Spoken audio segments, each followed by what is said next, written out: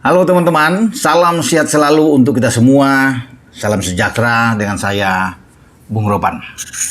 Harapan tim nasional putri kita untuk bisa melaju ke babak final ajang atau turnamen Piala AFF U19 yang berlangsung di Stadion Gelora Sriwijaya Jakabaring di Palembang pupus. Ya, kita ketahui kita kalah dengan sangat telak di babak semifinal melawan Thailand. Dengan 7 gol, kita hanya bisa mendapatkan 1 gol balasan.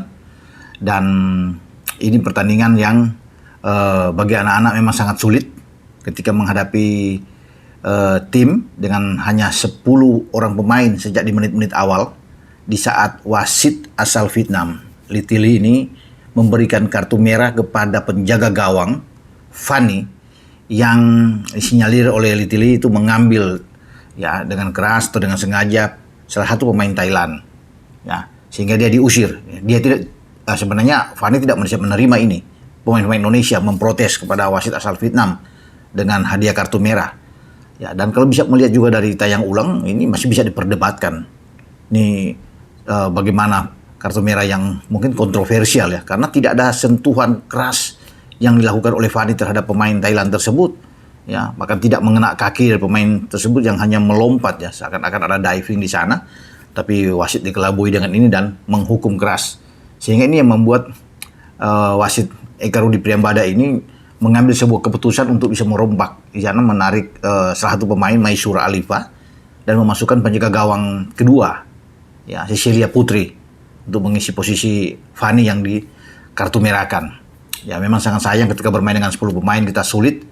Sebenarnya kita bisa memberikan perlawanan ketika ada gol pertama dari Thailand di menit 15, kemudian Claudia Schönemann bisa menyamakan kedudukan 1-1. Ini kan oke. Ya, masih bagus buat kita sebelum memang akhirnya gawang kita Sicilia itu diberondong habis oleh gol-gol dari Thailand. Dan bagi Claudia ini gol kelima dia menjadi pencetak gol saya pikir paling banyak di turnamen ini. Namun terlepas dari apapun, ini hikmah yang harus diambil, pembelajaran penting, karena ini pertandingan yang berlangsung di hadapan Ketua Umum PSSI, Erick Thohir, yang melihat dengan ada Gubernur Sumsel ya, Herman Deru juga ikut di sana. Tapi Erick jelas melihat ya, bahwa saya kira ini perlu untuk ke depan harus dipikirkan sebuah kompetisi bagi level putri, karena kita tidak punya kompetisi. Punya tim nasional tapi tidak ada kompetisi, ini agak unik memang. Apalagi kan untuk ke depan nantinya Erick sudah mengatakan akan mengambil pelatih asal Jepang yang bagus ya di posisi sepak bola wanita untuk menangani timnas kita. Jadi kalau bagaimana kita mau berkembang dengan baik kalau tidak ada kompetisi yang rutin. Nah, ini Erick sudah bisa melihat sehingga dia mengatakan akan diadakan. Ya. Kalau tidak mungkin pada tahun ini ya paling tidak awal tahun depan sudah mesti bergulir, sehingga bisa diserukan oleh PSSI bahwa setiap klub itu menyiapkan tim-tim putri untuk masuk dalam sebuah kompetisi ya, liga. Saya pikir ada 10 aja yang pertama klub-klub Indonesia yang punya tim putri yang baik kemudian diputar, ini sudah bagus. Apalagi bisa mendapatkan ada 12 tim sampai 15 tim yang ikut berkompetisi. Ya, kemudian kalau misalnya contohnya Persija, Persib, atau Semarang, atau di Surabaya, dan lain-lain itu punya tim putri masing-masing, diminta. Ini bagus.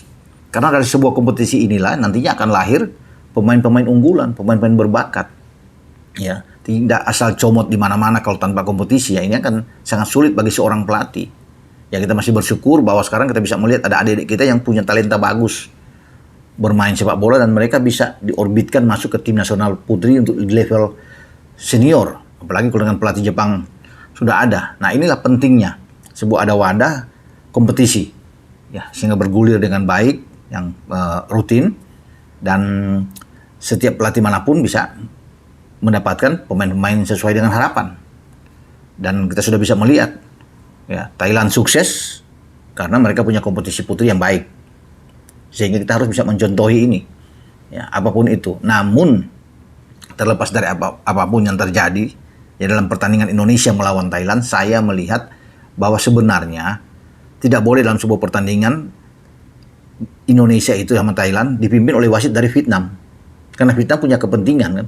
Mereka bermain melawan Myanmar sebelumnya, dan mereka memang bisa menang dengan 2-1 dan lolos ke final. Tapi tidak boleh dalam semifinal itu kalau ada timnya masih punya harapan untuk bisa maju bertanding, kemudian wasit akan memimpin pertandingan dari negara di mana timnya ikut masih ada di dalam. Mestinya dipulangkan dulu. Ya, wasit-wasit yang misalnya Vietnam dan Myanmar, ya wasit dan Vietnam dan Myanmar tidak boleh ada. Ya, termasuk dengan Thailand juga tidak boleh. Jadi yang memimpin pertandingan di luar 4 tim yang ikut kontestan di babak semifinal. Itu lebih adil. Misalnya dari Laos, dari Kamboja, itu dari Timur Leste misalnya kalau ada, dari Filipina, itu yang memimpin pertandingan. Jadi tidak punya kepentingan apa-apa. Tapi kalau Vietnam masih ada, apalagi Vietnam ke final sebelumnya, kemudian yang memimpin pertandingan kita dari Vietnam, nah ini yang sebenarnya tidak boleh memang. Kalau bisa dilihat di sini, ini juga harus diketahui oleh tim kepelatihan Indonesia juga masih bisa memprotes sebenarnya, mempertanyakan ya kenapa dipimpin oleh wasit yang timnya masih punya kepentingan untuk bermain di bahkan sampai ke final kan, karena Vietnam juga sudah lolos ke final. Begitu. Demikian juga dengan pertandingan misalnya Myanmar lawan Vietnam yang dipimpin oleh wasit Indonesia atau wasit dari Thailand. Tidak boleh juga sebenarnya. Karena ini memang harus apa istilahnya? Kosong sama sekali, untuk tidak boleh ya. Bersih, mereka harus dipulangkan. Itu yang menurut saya. Jadi wasit-wasit netral lah yang akan memimpin pertandingan ini. Tapi ya sudahlah, sudah berlangsung. Dan ini menjadi sekali lagi pembelajaran buat kita tentunya ke depan. Tidak boleh bersedih, tetap semangat buat adik-adik kita, buat Claudia, ya, buat Marcella Awi dan kawan-kawan Ayunda. Tetap semangat tentunya, tetap termotivasi bahwa ini kegagalan yang bisa menunda Anda untuk bisa berprestasi lebih baik di hari-hari akan datang. Jadi tetap terus giat berlatih. Apalagi kalau kompetisi sudah ada, PSSI sudah bikin, sudah digulirkan, ya, Anda bisa menjadi pemain yang baik, pemain yang top. Ya, tetap dari saya terus bisa berlatih dengan giat. Oke, dengan saya Bung Ropan. Ciao.